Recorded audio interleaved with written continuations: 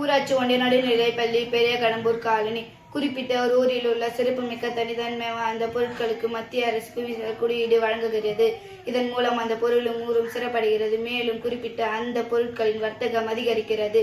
அந்த பொருள் போலியாக வேறு பெயர்களில் விற்பனை செய்யப்படுவது தடுக்கப்படுகிறது. அந்த வகையில் தமிழகத்தில் உள்ள பல மாவட்டங்களை சேர்த்து பல்வேறு இடங்களில் புவிசார் குறியீடு பெற்றுள்ளன. அவை எம் பள்ளி மாணவர்கள் கூற வருகின்றனர்.